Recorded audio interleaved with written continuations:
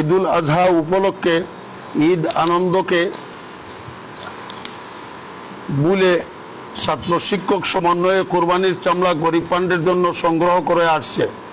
একদিনের এই চামড়া সংগ্রহের টাকায় কওমি মাদ্রাসার গরিব এতিম ছাত্রদের কয়েক মাসের ফ্রি খাবারের ব্যবস্থা হতো, কিন্তু সরকারের অসৎ উদ্দেশ্যে ক্রমান্বয়ে দেশের রপ্তানি শিল্পের অন্যতম এই পণ্য দেশের বাজারে দরপতনের শিকার হতে থাকে। শেষতক কোরবানির চামড়া প্রায় মূল্যহীন পণ্যে পরিণত হয়। বর্তমান অবস্থা এমন দাঁড়িয়েছে, কওমি মাদ্রাসাগুলো এলাকার মানুষের কোরবানির চামড়া সংগ্রহ করে যত টাকা পরিবহন খরচ করেছে, চামড়া বিক্রি করে সেই টাকাও ফেরত পাওয়া দুষ্কর হয়ে উঠছে।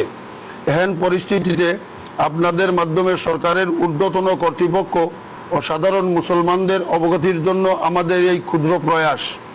সম্মানিত সাংবাদিকবৃন্দ, অন্তর্বর্তীকালীন সরকার চামড়া শিল্প রক্ষায় উদ্যোগের তৎপরতা দেখালেও কাজ কিছুই দৃশ্যমান হয়নি। গত বছর কোরবানির মৌসুমে অন্তর্বর্তীকালীন সরকার কওমি মাদ্রাসাগুলোকে চামড়া সংরক্ষণের জন্য কাঁচা লবণ প্রদান করে।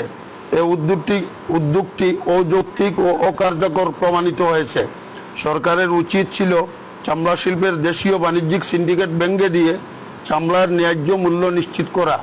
বৈশ্বিক বাজারে মূল্যবান এই কাঁচামাল দেশীয় বাজারে মূল্যহীনতার দশা থেকে মুক্ত করতে সরকার ব্যর্থ হয়েছে। পরিস্থিতি বিবেচনায় কওমি মাদ্রাসাগুলো চামড়া কালেকশন নিয়ে ভাবতে বাধ্য হয়েছে। নামমাত্র মূল্যের এই চামড়া কালেকশন মাদ্রাসাগুলোর জন্য বোঝা হয়ে উঠছে। বর্তমান সরকার ক্ষমতায় আসার পর চামড়া শিল্পের সুদিন ফেরার প্রহর গুনছিলাম আমরা, কিন্তু সরকারের 180 দিনের প্রাথমিক বিগ প্রকল্পে চামড়া শিল্প নিয়ে কোনো পরিকল্পনা আমাদের দৃষ্টিতে আসেনি। দেশীয় বাণিজ্যিক সিন্ডিকেট ভাঙতে এই সরকারও আশার আলো দেখাতে সক্ষম হয়নি, যা কওমি মাদ্রাসা কর্তৃপক্ষগুলোকে হতাশা করেছে। সার্বিক বিবেচনায় সিলেট বিভাগের কওমি মাদ্রাসাগুলো আগামী কোরবানির মৌসুমে চামড়া সংগ্রহ না করার সিদ্ধান্ত গ্রহণ করেছে। ভবিষ্যতে চামড়া শিল্পের উন্নতি হলে গরিব এতিমদের ইসলামী শিক্ষার স্বার্থে পুনরায় চামড়া সংগ্রহ করতে চিন্তা করা হবে ইনশাআল্লাহ।